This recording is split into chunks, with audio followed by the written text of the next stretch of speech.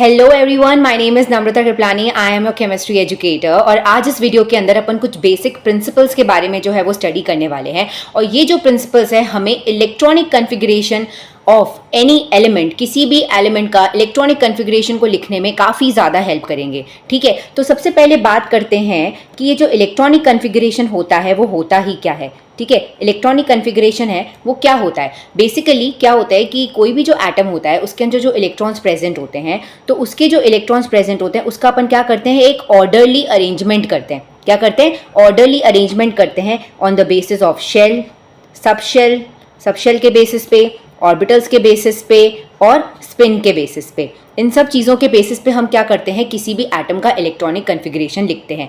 और ये जो इलेक्ट्रॉनिक कन्फिगरेशन है वो काफ़ी ज़्यादा इंपॉर्टेंट होता है। क्यों इंपॉर्टेंट होता है? क्योंकि इस इलेक्ट्रॉनिक कन्फिगरेशन की मदद से हम क्या कर सकते हैं, किसी भी एटम का या किसी भी एलिमेंट का, किसी भी एटम का या किसी भी एलिमेंट का प्रॉपर्टीज़ जो है वो पता लगा सकते हैं। क्या लगा सकते हैं? प्रॉपर्टीज़ पता लगा सकते हैं कि वो किस तरीके से रिएक्शन अंडरगो करते हैं, किस तरीके से उनकी फिजिकल प्रॉपर्टीज़ होती हैं, किस तरीके से केमिकली रिएक्ट करते हैं, और बहुत सारी बातें अपन इलेक्ट्रॉनिक कन्फिगरेशन से पता लगा सकते हैं। Got it? तो इलेक्ट्रॉनिक कन्फिगरेशन को लिखने के लिए कुछ बेसिक प्रिंसिपल्स जो है वो फॉलो करने पड़ते हैं। अगर हमको वो प्रिंसिपल्स नहीं आएंगे तो हम इलेक्ट्रॉनिक कन्फिगरेशन नहीं लिख सकते हैं। तो आज के इस वीडियो में अपन इन प्रिंसिपल्स को ही क्या करने वाले हैं, डिस्कस करने वाले हैं। ओके, तो सबसे पहले एक बात जान लो, थोड़ा सा रिवाइज कर लो कि इलेक्ट्रॉनिक कन्फिगरेशन जो है अपन अपनी अर्लियर क्लासेस के अंदर भी पढ़ के आए हैं। अर्लियर क्लासेस का मतलब कि लोअर क्लासेस के अंदर, जैसे कि 9th क्लास के अंदर अपन ने जब एटम वाला चैप्टर पढ़ा था तो उसके अंदर अपन ने क्या किया था, उसके अंदर अपन ने इलेक्ट्रॉनिक कन्फिगरेशन जो है वो लिखा है। ठीक है, कैसे? जैसे अगर तुम्हें याद हो तो अपन के पास हाइड्रोजन, हीलियम, लिथियम, बेरिलियम करके आर्गन तक अपन के पास कुछ एलिमेंट्स थे और उसका अपन इलेक्ट्रॉनिक कन्फिगरेशन लिखते थे और वैलेंसी जो है अपन ने निकाली थी। ठीक है, जैसे अगर मैं कार्बन का एग्जाम्पल ले लेती हूँ जिसका एटॉमिक नंबर जो है वो क्या होता है, उसका एटॉमिक नंबर 6 होता है। ठीक है, तो हमने उसको KLMN के अंदर फिल किया था तो 2,4 जो है उसका इलेक्ट्रॉनिक कन्फिगरेशन आया था।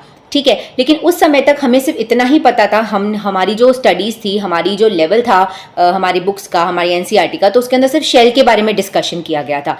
सब शेल्स, ऑर्बिटल्स, उसके बारे में हमें कोई भी जानकारी नहीं थी। तो इसके अंदर जो अपन अपनी लोअर क्लासेस में एटॉमिक इलेक्ट्रॉनिक कन्फिगरेशन पढ़ाए, तो वो अपन ने सिर्फ शेल्स के बेसिस पे पढ़ाए। उसके हिसाब से अपन ने क्या कर दिया था, इलेक्ट्रॉन को फिल कर दिया था। लेकिन अब हम जान चुके हैं कि किसी भी एटम के अंदर शेल के साथ सब शेल्स भी होते हैं, ऑर्बिटल्स भी होते हैं, उनकी स्पिन भी हमें देखनी होती है। तो उसके बेसिस पे अब हम इलेक्ट्रॉनिक कन्फिगरेशन लिखना सीखेंगे। ठीक है, लेकिन उससे पहले हमें कुछ प्रिंसिपल्स को पढ़ना पड़ेगा। तो चलो अपन अपना पहला प्रिंसिपल स्टार्ट करते हैं। जैसे पहला प्रिंसिपल है हमारा ऑफ-बो प्रिंसिपल। ठीक है, ऑफ-बो प्रिंसिपल का मतलब क्या होता है? ऑफ-बो प्रिंसिपल जो है वो क्या कहता है, उससे पहले ये जान लो कि ऑफ-बो का मतलब क्या होता है। ऑफ-बो बेसिकली क्या है, ये एक जर्मन वर्ड है। What is this? It is a German word. ये एक जर्मन वर्ड है, कोई साइंटिस्ट नहीं है ऑफ-बो नाम का, एक जर्मन वर्ड है जिसका मतलब होता है बिल्डिंग। जिसका मतलब क्या होता है, बिल्डिंग। मतलब धीरे धीरे, मतलब ग्रेजुअली किसी भी चीज का क्या होना, फिल होना, उसी का ही मतलब क्या होता है, ऑफ-बो, दैट इज बिल्डिंग। ठीक है, अब ये जो प्रिंसिपल है, इस प्रिंसिपल का जो रूल है पहले वो समझते हैं। ठीक है, फिर उसका एक्सप्लेनेशन पे जाएंगे। तो देखो ऑफ-बो क्या बोल रहा है, according to this principle, in the ground state of an atom, कोई भी एटम अगर अपनी ग्राउंड स्टेट में या नॉर्मल स्टेट में प्रेजेंट है, जिसमें वो कभी भी किसी भी तरीके की एनर्जी ना तो रिलीज करता है ना कि एक्सेप्ट करता है, तो उस केस में जब अपन ऑर्बिटल्स की फिलिंग करेंगे, ऑर्बिटल्स की फिलिंग किससे करेंगे, इलेक्ट्रॉन से करेंगे। ठीक है, तो ऑर्बिटल्स की जो फिलिंग करेंगे वो कुछ इस तरीके से करेंगे, in order of their increasing energies, in order of their increasing energies के फॉर्म में अपन उनकी फिलिंग करेंगे। मतलब कि पहले अपन लोअर एनर्जी के ऑर्बिटल्स को फिल करेंगे, फिर अपन हायर एनर्जी के ऑर्बिटल्स के अंदर जो है वो धीरे धीरे, मतलब धीरे धीरे बिल्डअप करेंगे। ओके, सडनली अपन हायर एनर्जी पे नहीं जाएंगे या फिर सडनली अपन बहुत ज्यादा मीडियम लेवल ऑफ एनर्जी पे भी नहीं जाएंगे। सबसे पहले लोवेस्ट एनर्जी, फिर हायर एनर्जी पे जाना है। ठीक है, और इसको एक और स्टेटमेंट से भी समझ सकते हो कि the electron first occupy the lower energy levels, पहले lower energy levels electron occupy करेगा, फिर जो भी उनको अवेलेबल है, and then into the higher energy, फिर वो धीरे धीरे हायर एनर्जी के अंदर जाएगा orbitals. Only when the lower energy orbitals are filled, मतलब कि जब तक कि लोअर एनर्जी लेवल्स पूरी तरीके से फिल नहीं हो जाएंगे तब तक इलेक्ट्रॉन हायर एनर्जी लेवल पर नहीं जाएगा इन एनी केस। ठीक है, चलो ये स्टेटमेंट जो है वो तो अपन को समझ में आ गया कि भाई ये क्या बोल रहा है। अब बात करते हैं कि इस स्टेटमेंट को इतना ज्यादा प्रूव क्यों किया गया, इसका क्या बेस है, मतलब क्या लॉजिक है इसके बिहाइंड। तो चलो इसका एक्सप्लेनेशन जानते हैं। देखो भाई, पूरी साइंस के अंदर ये बात जान लेना कि कोई भी जो एलिमेंट है, जिसकी भी तुम बात कर रहे हो, या किसी भी सब्सटेंस की तुम बात कर रहे हो, या किसी भी XYZ चीज़ की तुम बात कर रहे हो, वो कुछ भी हो, हर कोई क्या चाहता है? स्टेबल होना चाहता है। क्या होना चाहता है?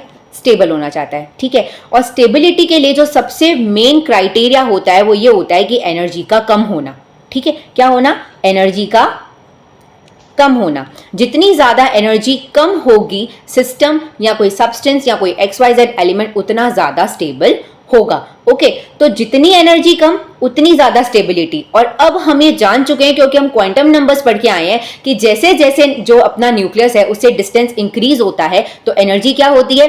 एनर्जी इंक्रीज होती है। मतलब न्यूक्लियस से जितना पास होगा कोई भी शेल या सब शेल या ऑर्बिटल, उतनी ज़्यादा उसकी एनर्जी क्या होगी? कम होगी। तभी यहाँ पर उसी से रिलेटेड बात की गई है कि भाई क्योंकि सिस्टम को क्या चाहिए होता है? एटम को क्या चाहिए होता है? स्टेबिलिटी चाहिए होती है। स्टेबिलिटी के लिए उसके लिए उसको क्या चाहिए? एनर्जी कम चाहिए। और एनर्जी कम के लिए एक ही क्राइटेरिया है कि जितना हो सके उसको पहले न्यूक्लियस के पास रखो। तभी उन्होंने बोला कि पहले lower energy shells. Lower energy shells क्यों?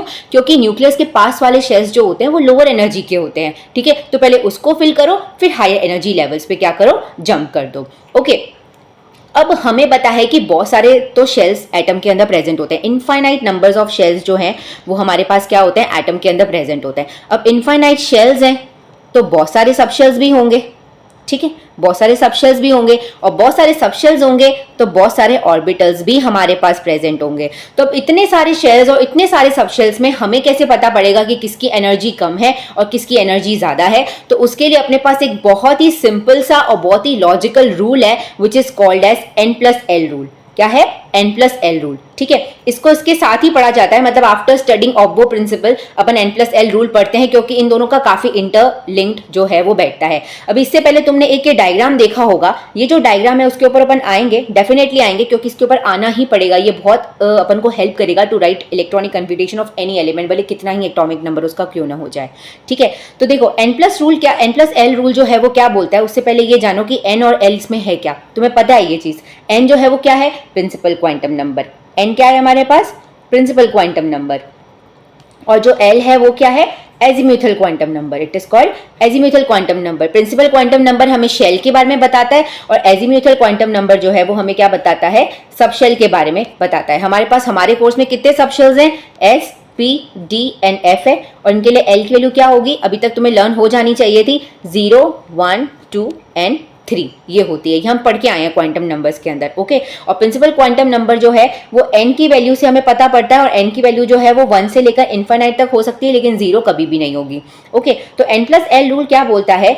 The order of increasing energies of the various orbitals can be calculated by this rule. मतलब कि जितने भी ऑर्बिटल्स तुम इसके पास में रख दो, ये क्या कर देगा? इस रूल की मदद से हम ये पता लगा सकते हैं कि किस ऑर्बिटल की एनर्जी कम है और किस ऑर्बिटल की एनर्जी जो है वो ज्यादा है, by this rule, by applying this rule. अब इस रूल को अप्लाई कैसे करना है, पहले अपन इस रूल को जान लेते हैं, फिर अपन इसको अप्लाई करना भी सीख लेंगे। बहुत ईजी है, बहुत ज़्यादा ईजी है। सिंपल एडिशन करना और कुछ भी नहीं करना है, N+L को ऐड करना और कुछ नहीं करना है, ठीक है। ये क्या कह रहा है? According to this rule, in the neutral isolated atom, कोई भी जो न्यूट्रल एटम है या कोई भी जो न्यूट्रल आइसोलेटेड एटम है, lower the value of N+L, N+L को ऐड करने के बाद जितनी उसकी कम वैल्यू आए उतना अच्छा। जितनी N+L की वैल्यू कम आएगी फॉर एन ऑर्बिटल, उतनी ही कम उसकी एनर्जी होगी। लोअर इज इट्स एनर्जी, उतनी ही कम उसकी क्या हो जाएगी? एनर्जी हो जाएगी। अगर ऐसा भी केस हो सकता है कि भाई हमारे पास कोई दो ऐसे ऑर्बिटल्स हैं जिनकी N+L की वैल्यू क्या आ रही है? बिल्कुल सेम आ रही है। तो अब हम कैसे डिसाइड करेंगे? उनको इक्वेट तो नहीं कर सकते, ठीक है। तो क्या करेंगे ऐसे केस के अंदर? If the two different types of orbitals have the same value of N+L, दोनों की वैल्यू अगर सेम हो जाती है तो फिर तुम किस पे जाओगे? N की वैल्यू पे जाओगे। N की वैल्यू जितनी कम होगी उतनी ही कम एनर्जी हो जाएगी। Then the orbital with the lower value of N has the lower energy, ठीक है। अब इस चीज को समझने के लिए एक एग्जाम्पल देते हैं, ठीक है। देखो, मेरे पास एक 2s ऑर्बिटल है और एक मेरे पास 2p ऑर्बिटल है, ठीक है। इस रूल को एक्सप्लेन कर रही हूँ वाया एग्जाम्पल। अब 2s के लिए बताओ, n की वैल्यू क्या है? 2 है, और s है तो उसके लिए l की वैल्यू क्या होती है? 0 होती है। तो मतलब 2 + 0 क्या आ गया? 2 आ गया, ठीक है। तो 2s के लिए N+L की वैल्यू क्या आ गई? 2 आ गई। अब अपन 2p की बात करते हैं। 2p की बात करेंगे तो n की वैल्यू उसके लिए क्या है? इसके लिए भी 2 है, लेकिन p की वैल्यू उसके लिए क्या है? p के लिए p ऑर्बिटल, p सबशेल के लिए l की वैल्यू क्या होती है? l की वैल्यू यहाँ पे होती है 1, ठीक है। तो यहाँ पे 2 + 1 आया, दैट इज 3। अच्छा, अब 2s और 2p के अंदर अपन किसकी बताएंगे, किसकी एनर्जी ज्यादा है, किसकी एनर्जी कम है। Lower the value of n plus l lower will be the energy, मतलब कि 2s की एनर्जी जो होगी वो 2p से कम होगी, मतलब कि 2s जो है उसकी एनर्जी जो है वो 2p से कम हो जाएगी। ठीक है, चलो अब एक और एग्जांपल लेते हैं। एक तुम लो 3s, ठीक है, एक तुम लो 2p और एक लो तुम 5s। ठीक है, अब तुम्हें इन तीनों को क्या करना है, एनर्जी के फॉर्म में अरेंज करना है। Got it. चलो तो सबसे पहले n प्लस एल की वैल्यू निकालेंगे। अब मैं डायरेक्ट लिखूंगी 3 प्लस s के लिए क्या होती है 0, 3 plus 0 that is 3 only. 2 plus p मतलब 2 प्लस p के लिए l की वैल्यू क्या होती है 1। ठीक है, तो इसके लिए भी 3 आ गई। और 5s के लिए क्या हो गई, 5 प्लस s के लिए 0 वैल्यू होती है, मतलब कि आ गया 5। अपने पास 3, 3 और 5 आ गए। अब मुझे ये तो पता है कि जो 5 है उसकी एनर्जी तो सबसे ज्यादा होने वाली है, क्योंकि इसके लिए n प्लस एल की वैल्यू बहुत ज्यादा आ रही है। लेकिन अब मुझे 3s और 2p के अंदर क्या करना है, डिटरमाइन करना है कि किसकी एनर्जी जो क्या होगी, कम होगी या किसकी ज्यादा होगी। अब यहाँ पे तो दोनों की सेम वैल्यू आ गई, तो अपन का नेक्स्ट क्राइटेरिया पे चलेंगे, मतलब n की वैल्यू को देखेंगे। n की वैल्यू जितनी कम, एनर्जी उतनी ही ज्यादा कम। अब 3 और 2 में से n की वैल्यू 2 की कम है, तो ऑब्वियसली एनर्जी किसकी कम हो जाएगी, 2p की जो एनर्जी है वो 3s से क्या हो जाएगी, कम हो जाएगी। तो अगर अपन इसको अरेंज करना होगा तो सबसे ज्यादा एनर्जी जो है वो 5s की होगी, फिर उसके बाद जो है अपन के पास 3s की एनर्जी होगी, एंड लास्ट जो है वो हमारे पास 2p की एनर्जी होगी। ठीक है, तो इस तरीके से अपन क्या करते हैं, n प्लस एल रूल को अप्लाई करते हैं। ओके, चलो अब अपन अपने डायग्राम पे चलते हैं जो हमें समझना था। ठीक है, तो ये जो तुम्हें सारे ऑर्बिटल्स दिख रहे हैं ना इस डायग्राम के अंदर, 1s दिख रहा है, 2s, 2p, wait a minute, 1s, 2s, 2p, 3s, 3p, 3d, 4s, ये सारे जो ऑर्बिटल्स लिखे हुए हैं ना, इन सबको क्या करा गया है, इनको n प्लस एल रूल के अकॉर्डिंग अरेंज करा गया है। इन सबकी एनर्जी निकाली गई है और उनको एनर्जी वाइज ही क्या है, अरेंज करके रखा हुआ है। तो बस हमें क्या करना है, इस पैटर्न को 2 से 3 बार नोटबुक में लिखना है, प्रैक्टिस करनी है, जिसकी वजह से क्या होगा, अपन इलेक्ट्रॉनिक कन्फिग्रेशन जो है वो आराम से लिख पाएंगे। देखो 1s है, इसको लिखने का तरीका क्या है, देखो पहले 1s, ठीक है, फिर 2s, 2p, फिर 3s, 3p, 3d, फिर 4s, 4p, 4d। इस तरीके से क्या करना है, आगे 4f भी आएगा। ठीक है, तो इस तरीके से हमें इसको क्या करना है, अरेंज करके लिख देना है। 2 से 3 बार लिखेंगे, उसके बाद अपन को ऑटोमेटिकली सीरीज जो है वो लर्न हो जाएगी।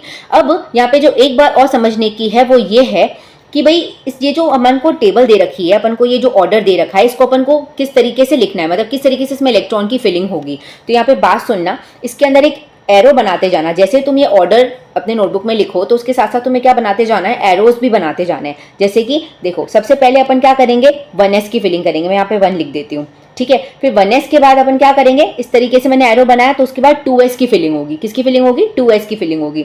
फिर उसके बाद क्या होगा, 2p और 3s। 2s के बाद 3s पे नहीं आना है, 2s के बाद 3s पे हमको नहीं आना है। एरो कैसे चल रहा है, अपवर्ड्स टू डाउनवर्ड्स। ठीक है, एरो कैसे जा रहा है, अपवर्ड टू डाउनवर्ड जा रहा है। ठीक है, पहले 1s पे आए, फिर 2s पे आए, फिर 2p पे आए, फिर 3s पे आए। 3s के बाद अब सीधा किस पे जाओगे, 3s पे जाने के बाद सीधा जाओगे 3p पे और फिर जाओगे 4s पे। ठीक है, फिर 4s के बाद सीधा कहाँ जाओगे, 3d पे, फिर 4p पे और 5s पे। ठीक है, तुम चाहो तो इंडिविजुअली तुम सबको लिख लो, जैसे 1s, 2s, 2p लिख दो। जैसे अपन मैं एक एग्जांपल देके तुम्हें समझाती हूँ कि इसको एनर्जी के अकॉर्डिंग ही अरेंज करा गया है, अपन को ऐसे ही लर्न करना है। जैसे मैं ऊपर के 1s, 2s, 2p निकाल देती हूँ। ठीक है, 1s, 2s और 2p। ठीक है, अपन n प्लस एल रूल लगाकर इसकी एनर्जी को अरेंज करते हैं।